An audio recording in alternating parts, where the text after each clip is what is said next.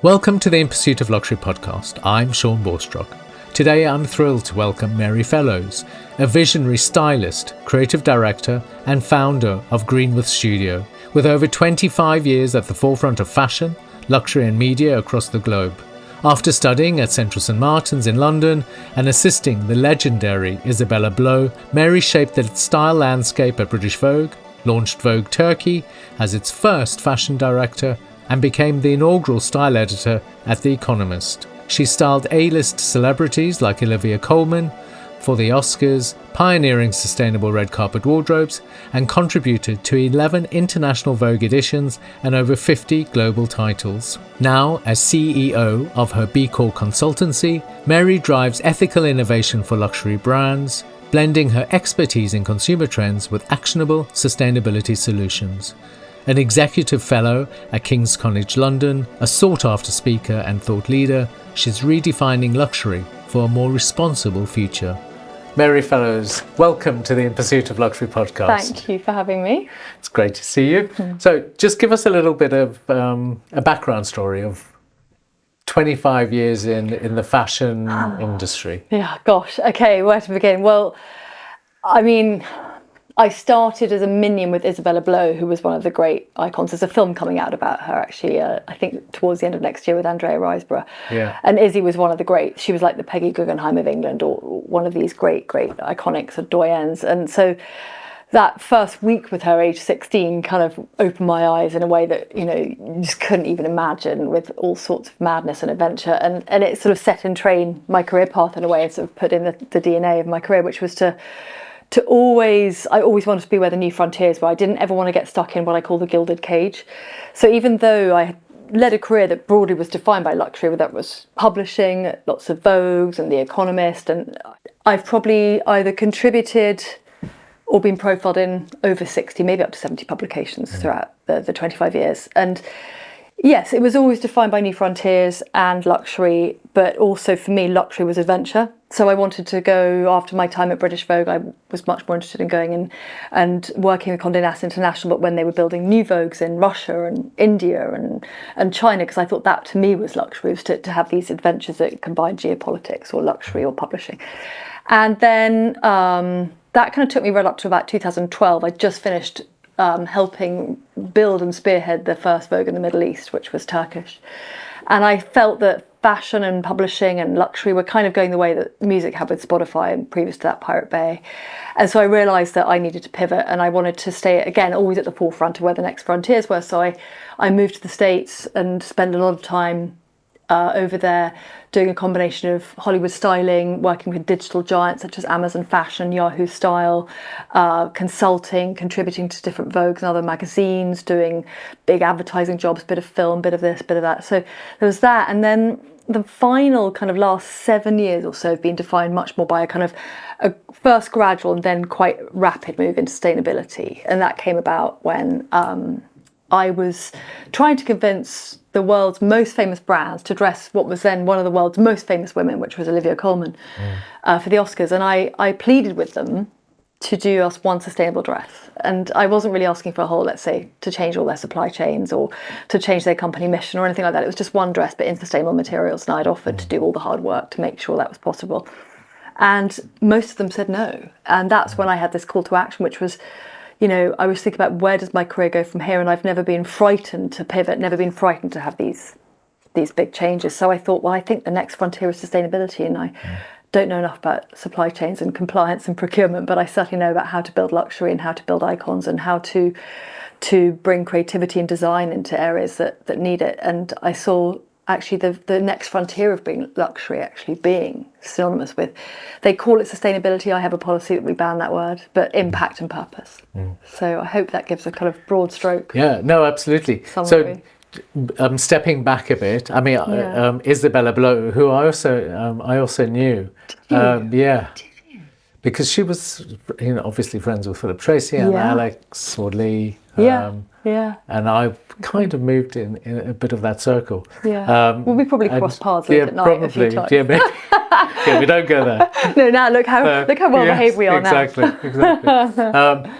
But I mean, her reason for being was to be different and to find and explore and be inquisitive about the world around and not be afraid of anything. And it seems like that's not dissimilar to your approach. Yeah. How did that manifest itself in the work you did with magazines?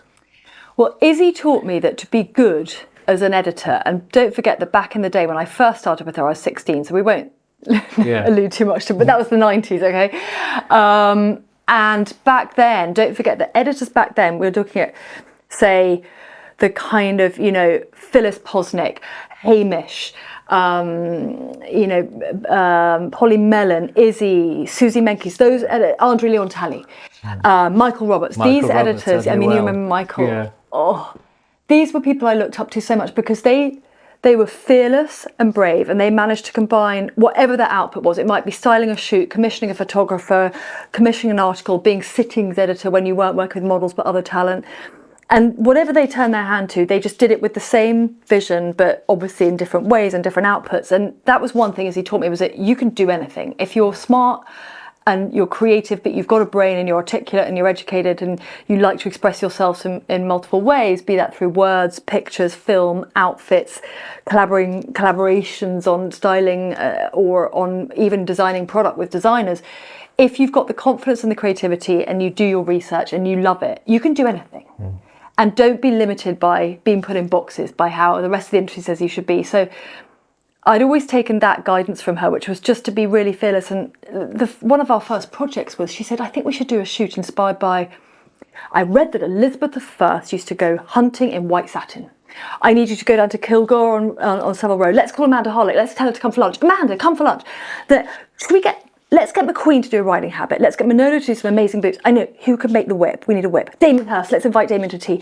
And that was how her brain worked. And I used to be trying to catch up with everything, catching these sort of, and it was like, oh my goodness. And just observing that process from her gave me the permission to think, you can just pull from wherever, it doesn't matter. You don't have to be too self-referential within fashion. And actually, the more you have more obscure and interesting references that come from literature, film, music, art, even the street, doesn't matter.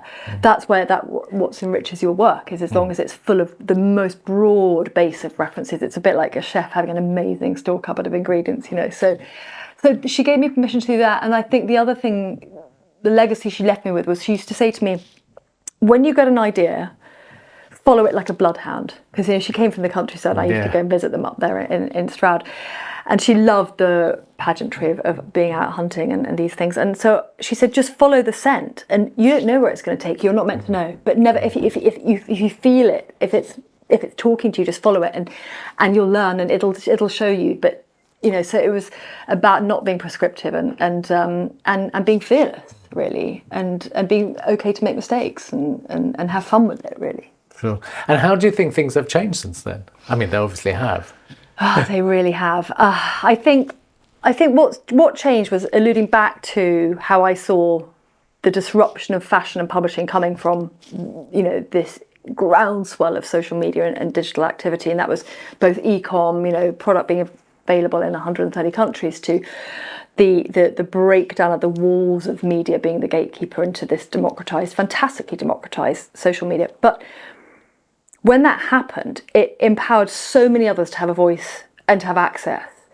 But what it did was the brands then started to realize that they were going to spend less on glossy media, because they could place an ad on social or on digital or on e-com sites and get end-to-end tracking and even know what the behaviours of the shopper was before they were even thinking about making a purchase, right up to all these other types of analytics and insights. And so they, of course, withdrew a lot of their advertising budgets and put it into places where they could get amazing analytics and insights and tracking, But what that meant was that then fashion shoot budgets got cut. So, I mean, when I launched Vogue in Turkey, I think I had something like, I'd have to look at the numbers, but it was something like $75,000 to do 14 or 18 pages for my first issue, including the cover. And when you think that by the time I finished doing glossy shoots just before the pandemic, I think we did a Bottega special. So it was 6 pages of Bottega for one of the Vogues. And I think we had 4,500 for 6 pages. And that included everything. That was every cup of coffee, every car, the whole thing. So because of that reduction in ad spend, that meant reduction in production budgets, which meant that then the editors, whether they were editing stills and flat lays on a page or editing main fashion or celebrity or any kind of photography, would then, create. You can be creative on a limited budget, but there's still a limit, right? And it's a great challenge to try and deliver great photography with a lot less resources. But sometimes to make the magic, to entertain your reader in the way that, say, the great Grace Coddington early shoots were, the old original, and even up until very recently, Grace's shoots in American Vogue were probably some of the best examples of when you think like an auteur, when you think like a film director and you're producing these visions, that is entertainment as well as fashion and a service to your brands and your magazine. And it's really hard to do that without the budget. So then, Sure. You now see a lot more shoots that are kind of more co-branded. Yeah, and co-branded and much smaller. Yeah. Probably. Yeah. But what impact do you think that has on the storytelling? Well, if you're a brand, it's a good thing because you get to control the narrative more, right? So if they have a purity of vision and one particular season is inspired by whatever, let's say it's a revival of Gothic romance, for example, and they want to be able to communicate that to audiences and viewers and readers, well, then that's great for them because they can really have that integrity of that vision. But what it means is just like, the way that journalism is paid a lot less these days. As an editor, we were like the apostles, right? We were the gatekeepers, we were the apostles, we were treated as like, okay, what's your take on the season? What trend is important? How do you communicate that trend? How should people wear that trend? What makes that trend feel fresh and relevant? And without the resources or the editorial independence of the stylist or a magazine editor, if you don't have the guardrails in place of that integrity and that independence, then you're able less to be that third party, objective, creative force that is just like traditionally you'd have at every fashion show, you'd have the buyers on one side and the press on the other, pretty much. And the buyers were one type of gatekeeper because they would decide what went in store and what people would buy and everything. And then the press were the other gatekeeper. So they would take what all the brands were doing and then disseminate those out. But when you remove that ability to have your own point of view on it that much, then it means that the brands are talking much more directly to the consumers, which is great in one way, but in other ways it means the consumer or the audience or reader doesn't get such a unique or independent perspective. And that slightly defeats the object of having a fashion editor or an editor. I mean, kind of. Yeah. Kind of. Yeah. Yeah, because that's the role of the editor was always a vision, wasn't it? It was. It was to take what was going on the runways and then make it fresh every time, and also to decide what trends were worth keeping, what weren't, or how just because that colour or that shape or that silhouette or that texture or that print is on trend.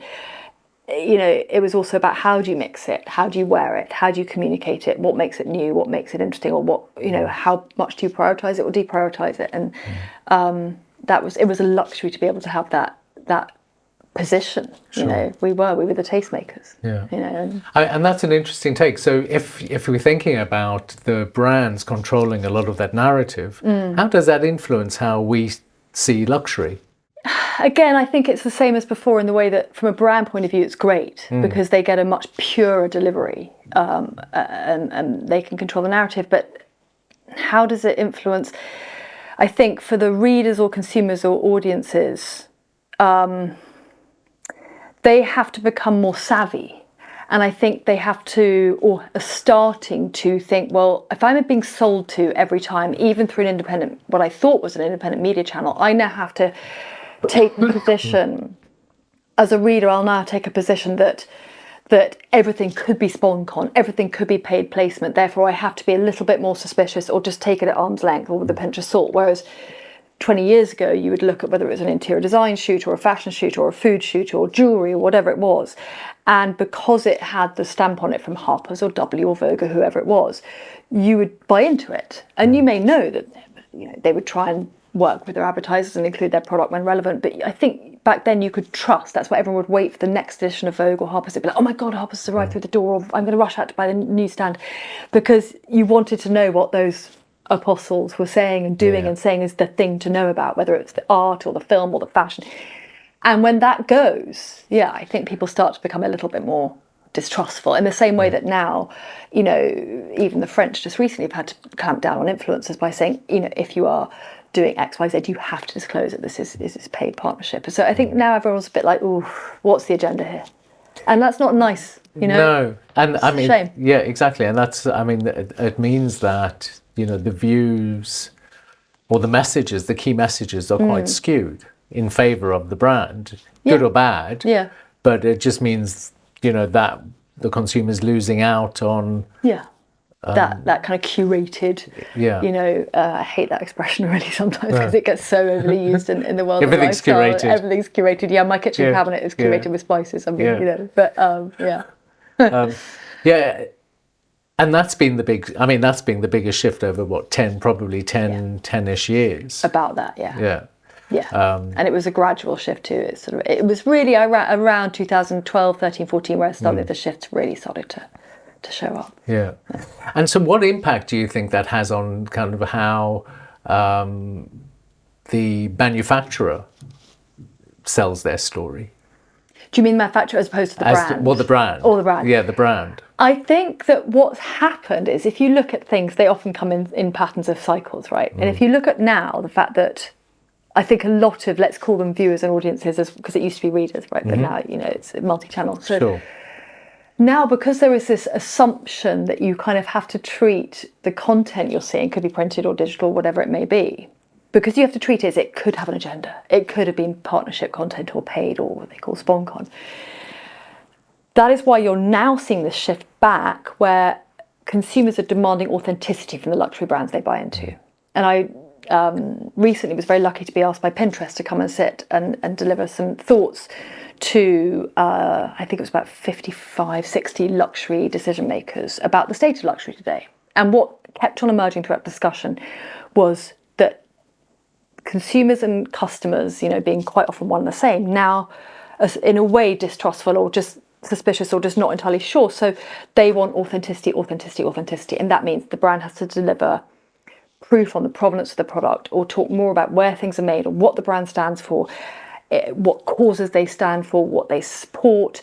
The customer wants experience, not just a retail experience. That doesn't mean, they can't, they want to expect more than just walking into a shop and having a salesperson, be on the sales offensive. I think they expect that the brand, if they are going to give their dollar or their vote, their pound or euro to the brand, then they're expecting the brands to deliver a lot more now because they are in this place of like, well, I've got a lot of options. It's a saturated marketplace. I'm being bombarded through whichever device I'm on. I know what my options are.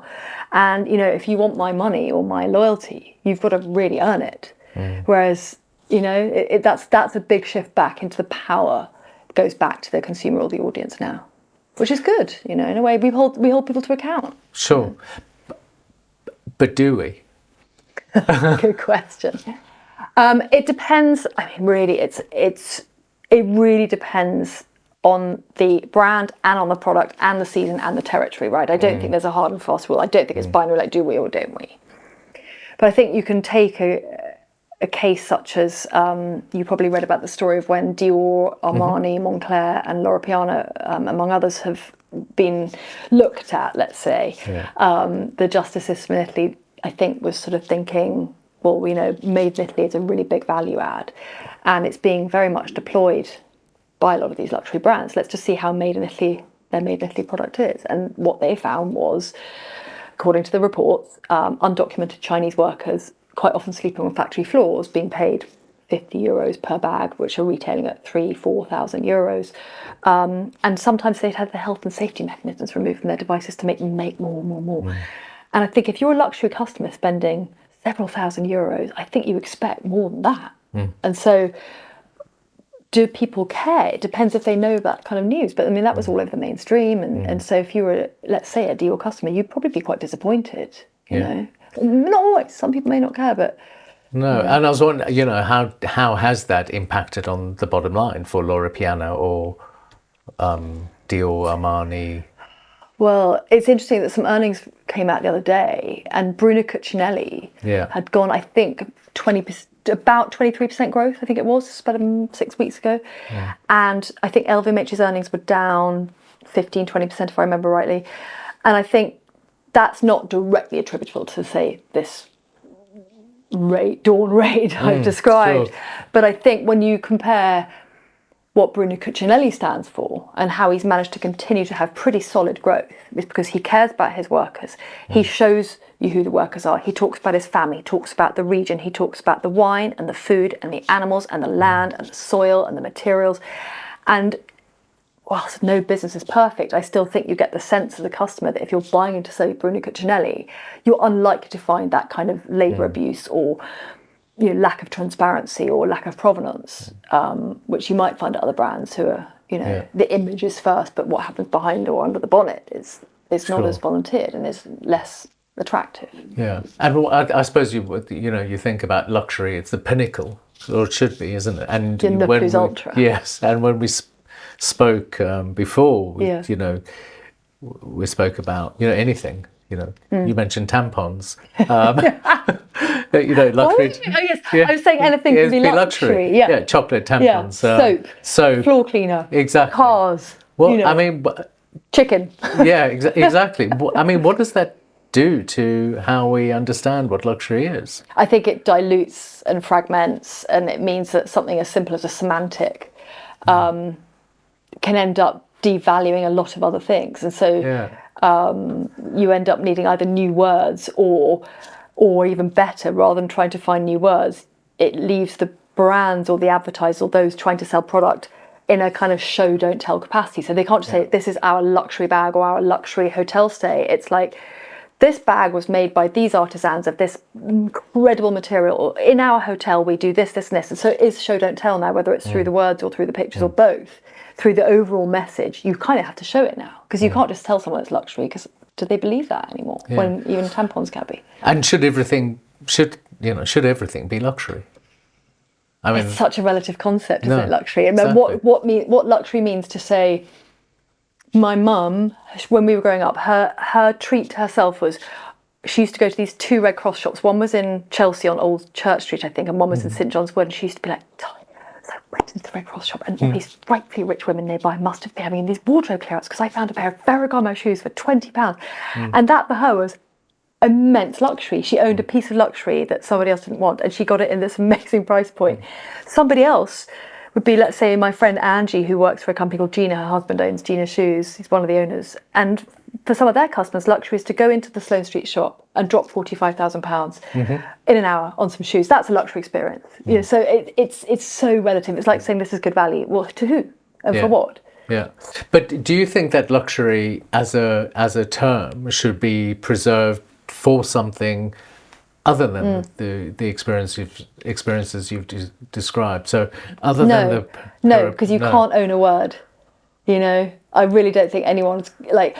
It's one thing for the Italians to be like, the made in Italy thing is this, and it has to be a standard that comes with that. But luxury is a global term that's... I don't know the origins of the word luxury, but if you look at how language has changed over the centuries, then no, I don't think...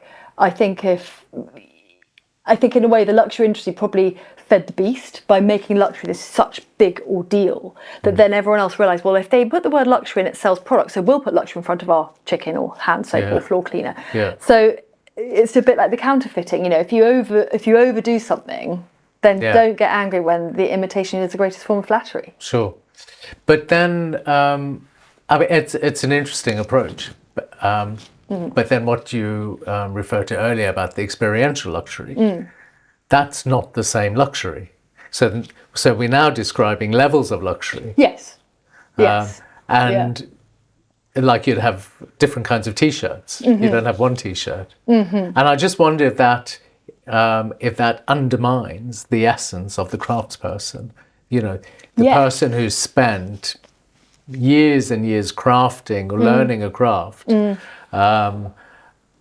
And what they produce is also a luxury item. It's not the tampon that's made in the...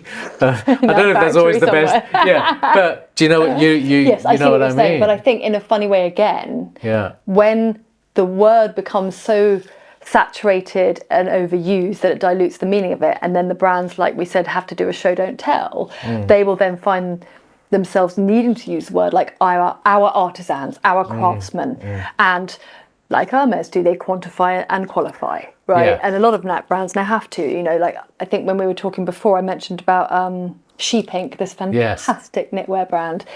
who, when I bought my first jumper from them, when I first moved into sustainability, this is going 5-6 years ago, and the jumper arrived and it had a little plastic, hopefully it was recyclable or recycled, tag on that mirrored the tags you get on Lambs, and it was on the jumper, and I could scan it, and it had it was either the QR code or one of those, it could have been an RFID chip or one of those chips, but I scanned it, and I then was taken straight to visuals of the fields where the sheep were, in New Zealand, the merino sheep, and then the GPS coordinates, and then I could almost follow this whole journey of the product, the wool, how it was then harvested or cultivated, spun, and then dyed and knitted, all of these things. And I was like, my God, that's luxury. That safety and comfort of the fact this has just got such a wholesome backstory. Now that's luxury. So it's show don't tell. Provenance being you see, and so it's different because it has that narrative. Sustainability, why the shift? Why did you go from where you were and focused on issues around sustainability, and you set up GreenWith? How did that all come about? Well, we touched on it briefly, which was this kind of big call to action I had, which was trying to persuade the world's most famous brands to make Olivia Colman, then one of the worst, to make her something sustainable, and most of them said no. Of course, Stella McCartney was brilliant, and other brands, and I will name check them because they were so supportive. Jane Atelier, Amelia Wickstead, of course, Stella was utterly brilliant, and Prada in the end were fantastic about it. And Deborah Milner, who made a lot of stuff custom, who used to work with McQueen and Philip Tracy, who was one of these wonderful under the radar. That's real luxury, is working with Deborah. But so I'd managed to get a few people to sort of join our mission. And the New York Times picked up on it and said, like, gosh, wow, you've put this kind of purpose-driven value system into an A-lister's wardrobe. But I thought, well, if the New York Times pick up on it, and when she steps out and wins these awards, she's garnering, 4, 6, 7, 800, 1 billion digital impressions. How can they not want to play ball with us? And then I realised that there's this factor called cannibalisation. Okay, which sounds pretty eerie, but what it means is that if, let's say, like, you go into Waitrose, for example, and you maybe hadn't noticed that they had higher and lower welfare chicken, and then you started looking at all the packages, and you're like, hang on, okay, I'm never going to buy the lower welfare one now, because the higher one means if that's higher, then that's obviously lower. And so if brands would start saying that's sustainable, that would mean that everything else was unsustainable. And so it would cannibalise their other revenue and sales and success. So I realised then, like, okay, no, they can't, they don't want to, and they can't talk about sustainability. But then I looked at the legislation that was coming. I looked at the fact that fashion was on track to double its emissions as opposed to halve them. The Paris Accord and all of that was, everyone try and collectively bring things down by 45% and keep 1.5 alive. And I thought, hang on, the fashion industry is on track to double its emissions. Consumption's gone up 63%. Polyester use alone has gone up to nearly 70% now. I was looking at that, I thought, the fashion industry is behaving like Marie Antoinette did just before the revolution. This is Faustian. It's a Faustian pact. And it's kind of effectively writing its own death warrant. But because the fashion industry's got a mentality of we don't exist in reality. We sell fantasy and we sell dreams. And so we don't really have to abide by the same systems, laws, codes and patterns and cadences of other sectors. So we'll just do what we want because we always do what we want. And also we pivot quickly. We change our brand image or our collection or our creativity or our product on a dime, So I think the fashion industry is so used to being able just to change it up that it probably collectively assumed that we would figure that out. But I just thought, actually, no, it won't, because to change all these supply chains and materials and workers and all of that, these take years. And I thought, okay, well, that is the next frontier. And like I said earlier, I never wanted to get into procurement or supply chain or compliance. I'd be terrible. I'd be kicked out in a day if I tried to do that stuff. But I did realise that there was a way to deliver better narratives on sustainability that would engage brand decision makers and engage consumers, and that I didn't feel that those narratives or systems were being deployed correctly to really unlock the value of sustainability. And to inspire, first and foremost, the decision makers, be that the design team, be that the marketing team, be that the CEO, first inspire them and inspire the consumer. And I thought, well, that is the next frontier, because fashion industry can't be the only one that doesn't get held to account. It's one of the anecdotally third or fourth biggest sector in the world, So what are you hoping to do? Well, to build on what we started, which was we I called it GreenWith Studio because I didn't want to be seen as a consultancy. Like, again, like if I tried to ever get a job at McKinsey or Accenture, they'd laugh me out the door.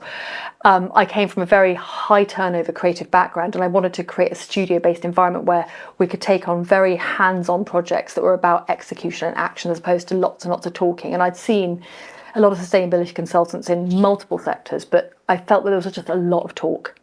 And I also felt that some of the bigger consultancies I'd seen, they reminded me of Big Pharma, because I thought they kind of need to keep the organisations just a little bit sick, otherwise they will run out of revenue from them. So I thought, well, that wouldn't be honest. I couldn't work like that, because I'd have to continue to lie to people and not give them the whole truth or give them the whole solution. I thought, I can't work like that. I'll be useless. I'll give the game up, and I'll just, it'd be terrible. So I thought I'd much rather do shorter term, very focused, very concentrated, action-driven projects. So we've done all sorts of cool things that. From the beginning, we started with we found a bag brand made by Brazilian artisans out of all the disused seatbelts from the Brazilian automotive industry.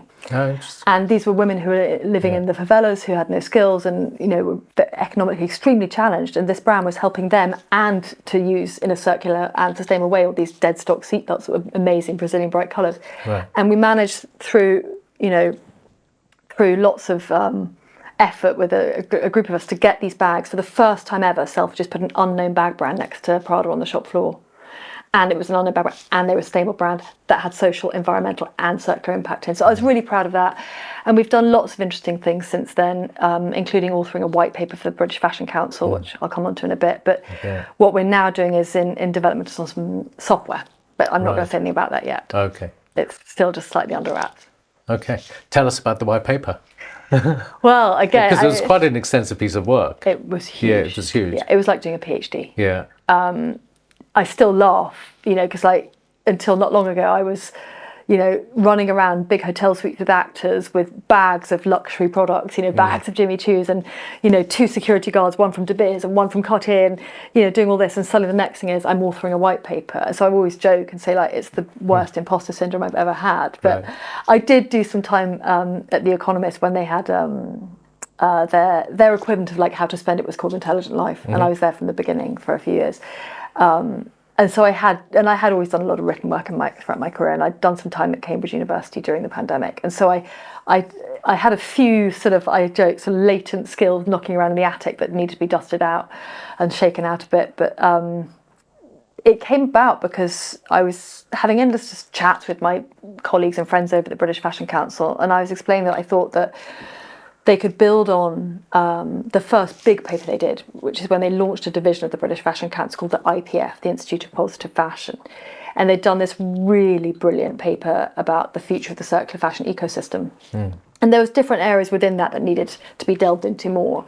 And we got into various discussions, and I kept on saying, I really think that the consumer is really overlooked in this whole thing around sustainable circular fashion, because they will be the key driver in unlocking some of this. It's there's decision makers and efforts to change up supply chains or change up business models is all well and good, but at the end of the day, these are for-profit businesses that only deliver if people buy into the product. And nobody on any panel or any paper I've been reading enough of, nobody was saying enough about the role the consumer played. And I was adamant not only that the consumer's role should be played, but and looked at and examined, I should say, for the consumer, but also not to gaslight them. Because I saw a lot of, we try and do all these sustainability things, but the consumer just won't pay for it. And there's a thing called a say-do gap, or a behaviour and attitude paradox, or the intention gap, which is, they say they want this, but they won't.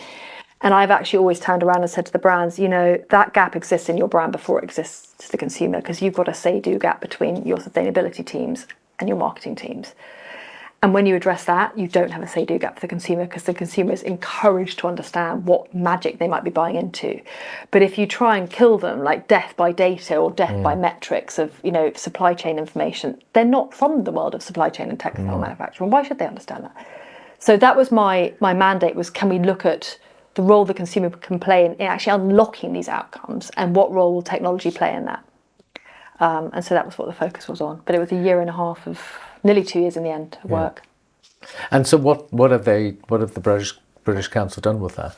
So the paper went to publication 2 summers ago. Yeah. And it's out there, downloadable as a resource alongside some of the other papers they've done within the IPF, the Institute of Positive Fashion. And it got distributed to industry, to government, to policymakers, to, I mean, basically all the stakeholders in the fashion value chain, you know. And I do still joke when people say, oh gosh, I haven't read your paper, I'd love to have a read of it. I'm like, when you've got insomnia, call me.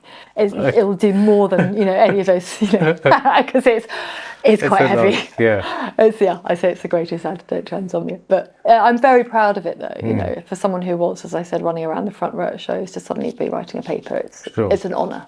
Yeah. And it's a validation that there's still a few grey cells kicking about in the back there. But also important that it's being read and people are using it and implementing some of the recommendations you would have made. Yeah. I mean, I do get that feedback quite often. People say, gosh, you know, there was this particular thing on page 3 and actually it's a really interesting way of looking at it. And, you know, I get that feedback often, and it's really, really fulfilling to hear that.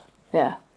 Tell us a little bit about how you see the luxury industry or the luxury brands industry, and if you're seeing any significant change happening, you know, through their supply chains, through issues around regenerative fashion or sustainability. Yes, you're seeing a lot, and it's not just down to the brands, it's often down to the product. You know, so you might find within one brand they've got certain products or collections that are what you might call much more sustainable, and some that aren't. You see certain brands like Ganni's a great example of a brand that started out as relatively affordable, right, relatively accessible, mid-price point, what they call contemporary, right? And they really moved towards sustainability, but in a way that was all about the innovation. And I think they've, along with Veja and Reformation and a few others, have done a brilliant job of showing that sustainability and purpose and impact, and whatever words you want to call it, can be synonymous with desire and aspiration.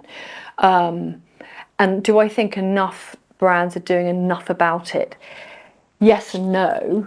It really depends, because sometimes they don't want to talk about it, or they don't know how to, or they want to let the brand and all the brand codes be the first kind of touch point, and they don't want to dilute that. So it's just, you know, if they go into too much detail, then they feel that they're opening themselves up.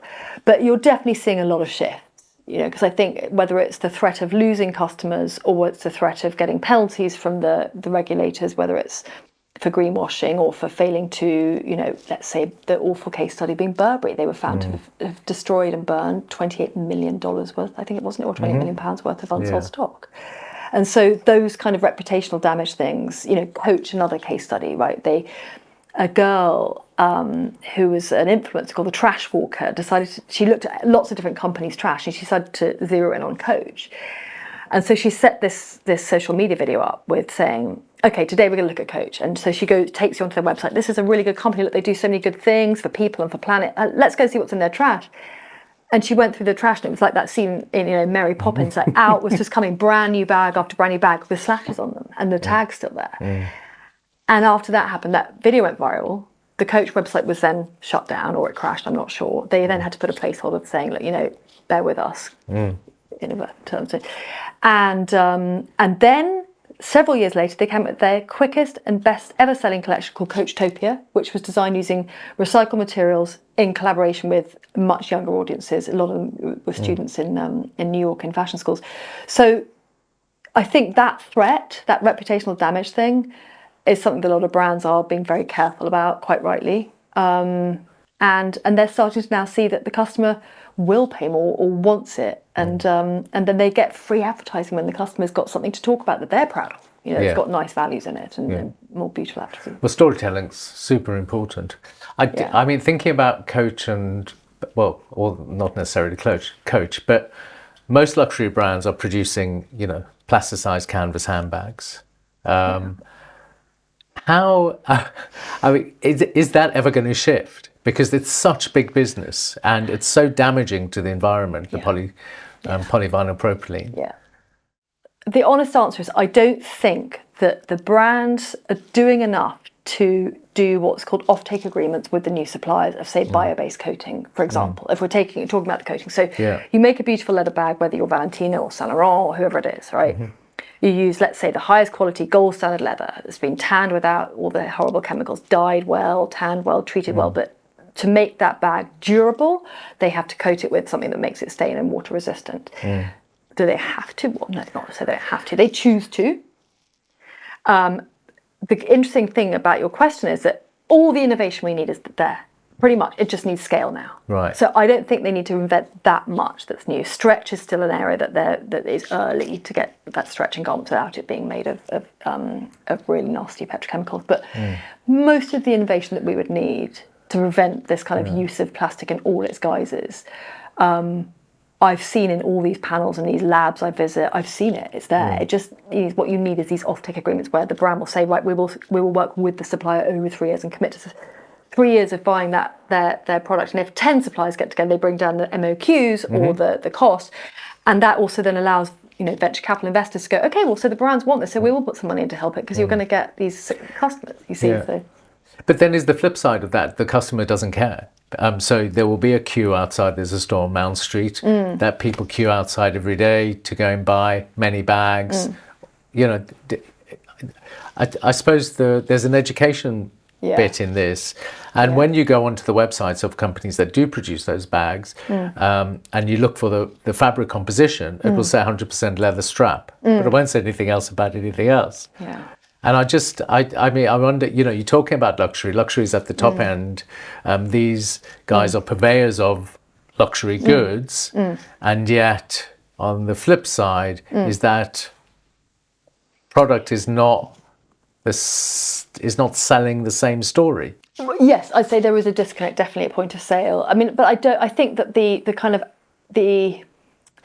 kind of queue outside Mount Street for, let's say it's Goyard or someone like that, or when Supreme even, which are not necessarily, that's luxury to some, right? They've often been well known for having these big queues, but I don't think that every brand has that same hype cycle, right? In terms of that devoted fan, it's like queuing up to get a good seat at the front row of a concert the night before, sleeping on the street in a sleeping bag. But so I don't think that happens for every brand and every product. And I think that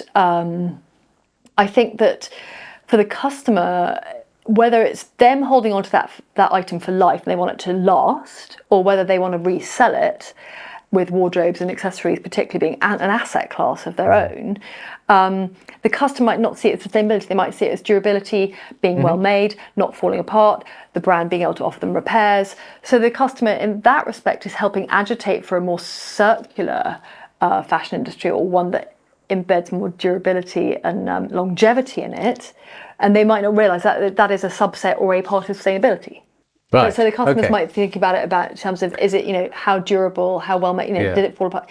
Quite often some of the designer handbags, even from some of the brands, you buy them and the zips aren't that secure, and you've only got to look at that. Well, I forget his name, the lovely Turkish guy who does the Instagram videos. Yes. Yeah. And you then see really what they're made of. Yeah, and that's quite an insight. I mean, how he will buy a $10,000 bag or pound bag and cut it open and scrape all the the lamination off the top of the leather and expose the manufacturer, the hardware. It's super interesting. But I think that point about the longevity of a product, one of those products, I mean, I'm not a fan of the materials they use, but I get that you are buying something that would probably last you longer than if you were buying something cheaper. Yeah, but then don't forget Coachtopia, and then Anya Hindmarch proved you can do it. She worked for, I think it was 2 years on just the coating, and so it can be done. It just takes an effort, Yeah, and I suppose Anya Hindmarch is there's a successful story of purpose and impact, or sustainability, if you want to call it that, and really cool cult product, and I remember her saying not that long ago, well, it might have been a long time, maybe a year ago or so, that you don't know what landfill is until you experience it. And I've never experienced it. I've seen it from a distance, but I've never been to a landfill, and maybe I need to. It's harrowing. Right.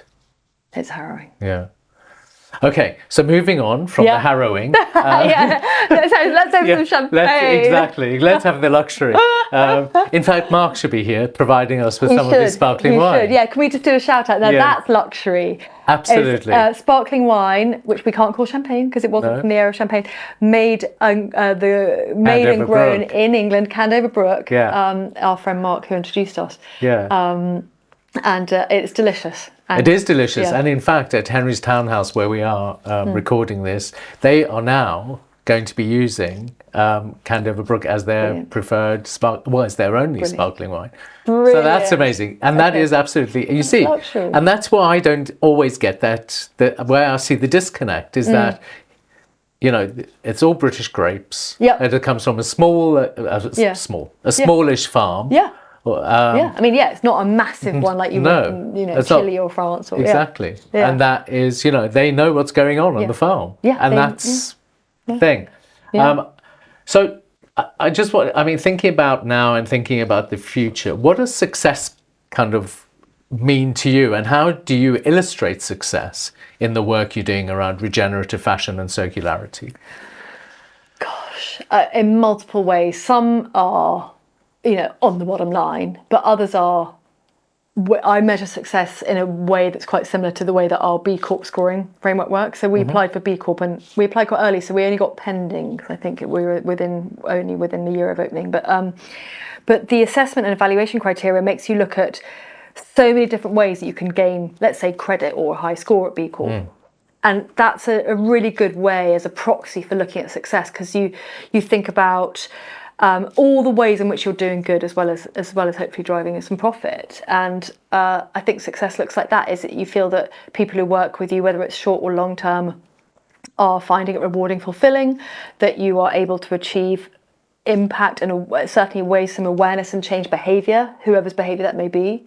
And ultimately thinking in the same way that, you know, the North Star here is Yves Chouard from Patagonia, or that much more accessible beauty brand Faith in Nature, who said that Mother Nature has a board seat and has a vote, right?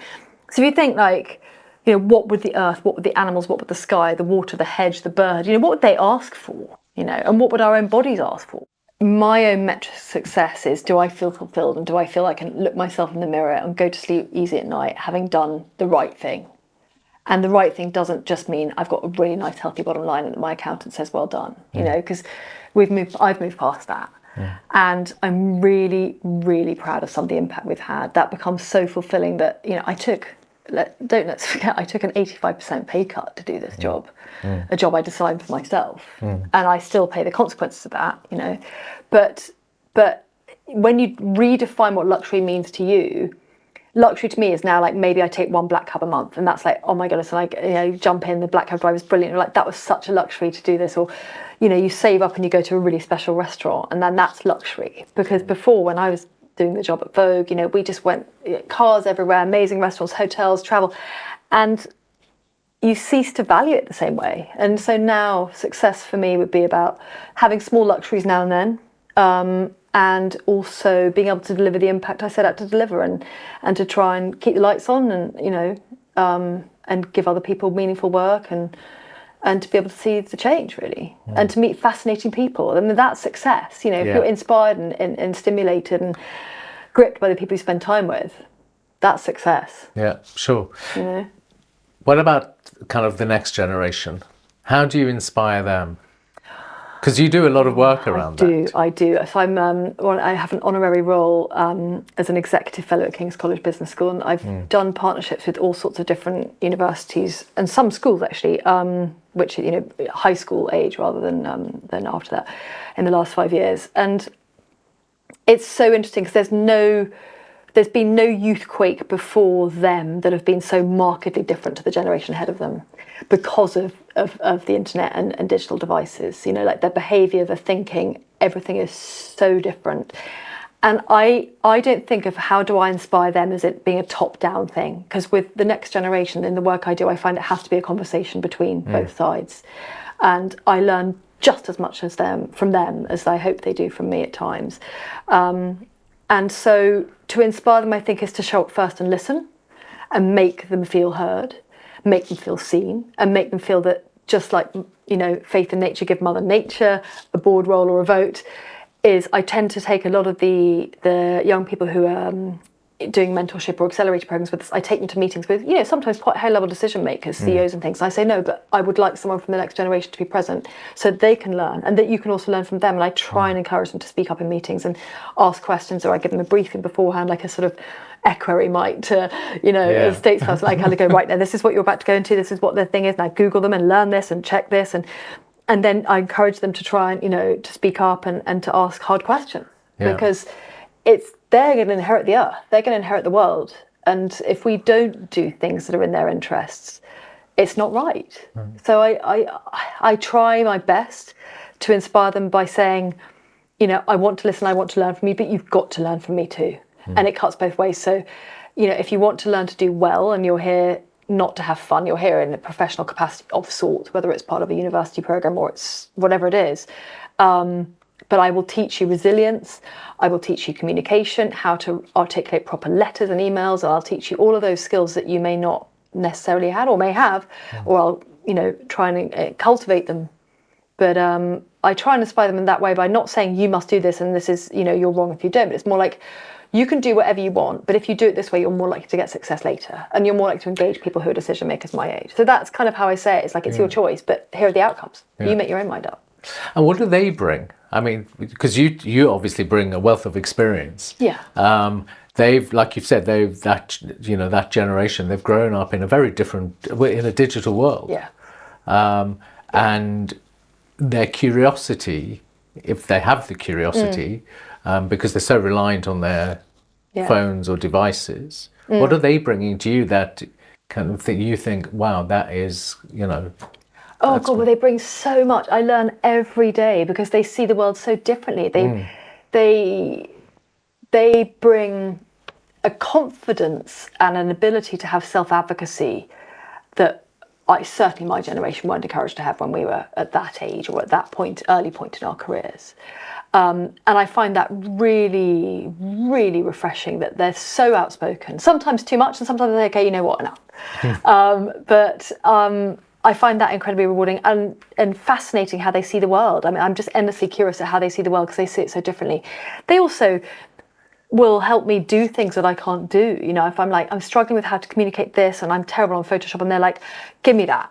And they'll go and do something amazing and I'll be like, and they would have brought something to it that I could never have anticipated. Right. And so they bring a whole fresh set of eyes, both digital and real, or eyes, ears and voice that that I don't have, and I can't because I haven't had the same learned experience as them. Sure. So I find it gripping. And how do they, I mean, in your experience, how do they engage with fashion, and do they talk about luxury? I mean, they're consuming habits. I haven't heard them talk that much about luxury, actually, if I'm honest. I mean, they really engage with fashion because unlike, let's say, our generation, they're all seen, mostly seen a lot of the time, not all seen all the time, but they're very visible a lot of the time. And okay, yes, some are now turning away from social media and TikTok and Instagram, but in, you know, the last decade or so, it's been a given that, you know, you will be seen by your peers and then other people a lot more than we were because everything's being recorded and it's like we're living in surveillance now, you know, intentional or unintentionally. So like, they have a much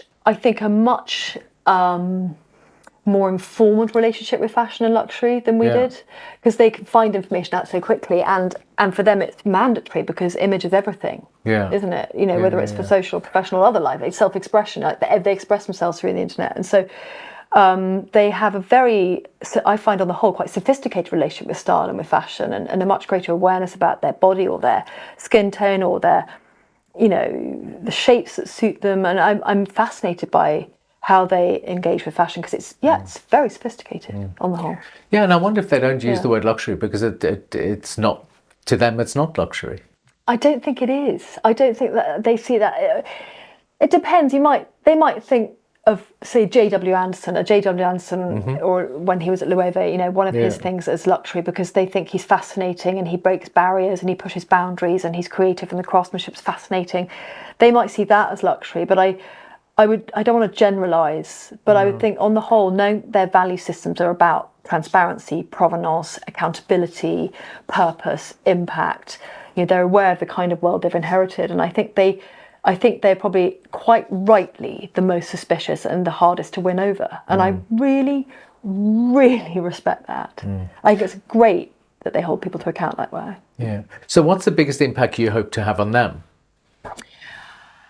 I think back to some of the testimonials I get, the lovely emails. Like, I had one girl who said she barely had the confidence to speak to a stranger when she started with me. And 3 months later, you know, I would take her to big industry events. I'd say, right, I think there's 4 people I want to meet with, but I can't be in all the 4 places at once. So why don't you go? I think he's the one with the tall, dark hair. She's got the red dress, da, da, da. And I remember she came to me at the end of her time and said, you've given me confidence to get out in the world, because I didn't have the confidence. And then I think a lot of them are interested in how I solve problems, because I solve them in multiple ways, with creativity, with partly my slightly academic brain. And so I think a lot of them have said to me that I've given them the confidence to kind of think laterally as well, and to tap all their talents, even if it's not obvious. And I'm trying to think what else they've often just said, thank you for letting me see the industry so up close, because I thought for my internships I'd be sitting, you know, packing things up in the corner in some building. But instead you've been taking me out to really important things, and you've given me a space at the table. And I think that quite often they are very good at articulating themselves on the internet and speaking up, but as I said, when it comes to being in the room, they often aren't given those skills necessarily at university, or perhaps, I don't know, wherever. And so one of the things I know that has been really valuable is for me to really help them have confidence to speak to people they don't know, or even they've just met, or in a professional setting, to give them the confidence to say, no, but what do you think? You know, and I'm sitting there talking to some CEO and I'm like, but don't you think XYZ person, you know, what's your take on this? And then they say it, and then the CEO suddenly goes, gosh, you know, that's a really good point. I need to try and attract all of those customers. I need to hear what this person has to say. Sure. So it's, give them a voice and a place, I think is important. Voice and place, it is important.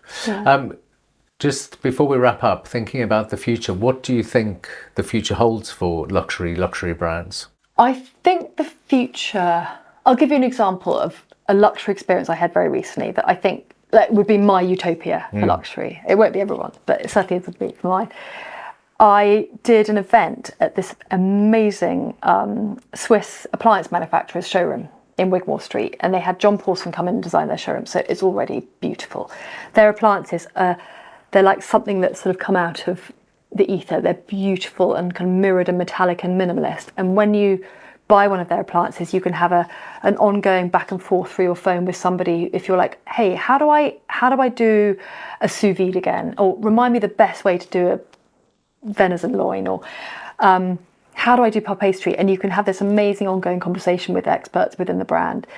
And we were at their showroom, and we had vodka that came from my friend Tim, who's got a brand called Black Lion Vodka. It's not dissimilar to Mark Sainsbury's champagne, or sparkling wine, I should say, where he makes vodka out of the excess sheep's whey in the process of making sheep's milk and sheep's cheese. So we served these delicious cocktails out of vodka that didn't come really from the Cotswolds, really. And we watched a film that I'm fortunate enough to have been a contributing producer on, called Let Them Be Naked, which is backed by James Cameron and produced by his wife Susie Amos Cameron, and fronted by Jeff Garner, who's really the driving force behind it. And we screened that film. It's around the future of clean textiles, and we screened that with incredible food that we tied back to the bio-based dyes that we can have. So you can grow your own dyes in the garden just like you grow your own food. So we connected the menu to bio dyes. And so that to me was a luxury experience, because there was no compromise there. We had incredible food, incredible cocktails, beautiful setting, amazing high-level decision makers in the room. But yet everything had a really nice, strong sense of purpose and impact in it. No one felt they were compromising there on what traditionally we call a luxury experience. It just happened to be a bit more wholesome. Interesting. Yeah. We need one of those. Yeah. One of those luxury experiences. Yeah. And what about luxury and sustainability, or luxury and circularity? So I think circularity would be easier to implement.